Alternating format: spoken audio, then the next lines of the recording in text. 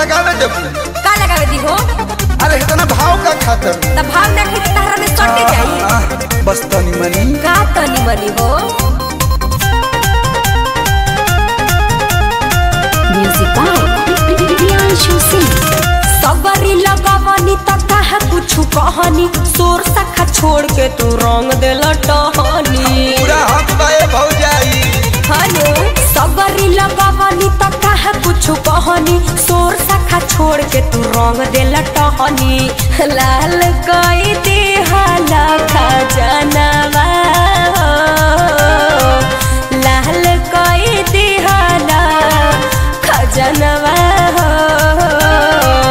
हम बानी रंगले आवो हम ही छोड़ा दी घसी के ओही में आबा डहनावा हो आए हाय हम बानी रंगले आवो हम ही छोड़ा दी घसी के ओही में आबा डहनावा हो अब ना।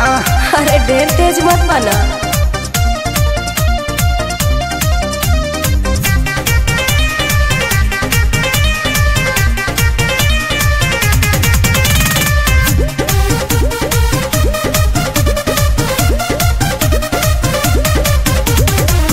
कैसन लगवले बड़ा लागता मिलवले बड़ा एक ही में कई गो कलर हो।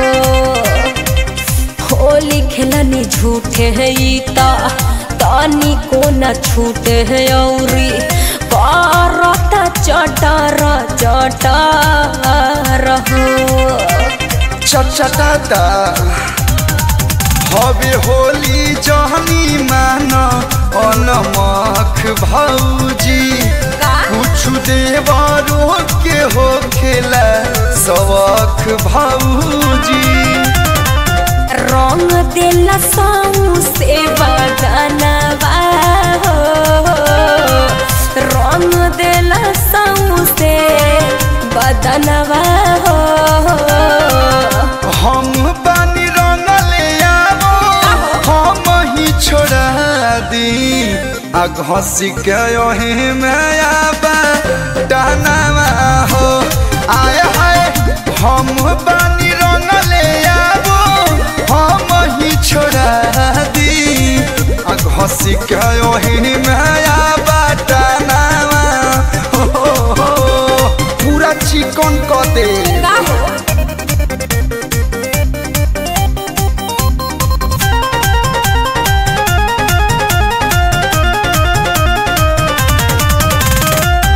पड़ी गइल महंगा फगुआ कही काए देवर बबुआ सैया जी से कवन मुँह देखाई बहो नास देले बड़ा थाती आई है जे डाले खाती उनका से कहवा लगवाई बहो।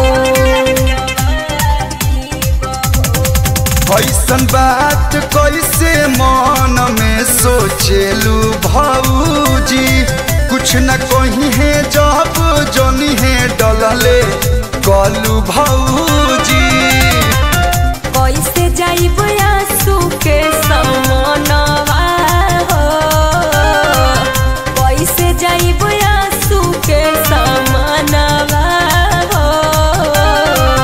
हम बानी रंगले आवो हम ही छोड़ा दी आ घसी के ओही में आबा डहनावा हो आए हाय हम बानी रंगले आवो हम ही छोड़ा दी आ घसी के ओही में आबा डहनावा हो। अरे जिया देवर जी।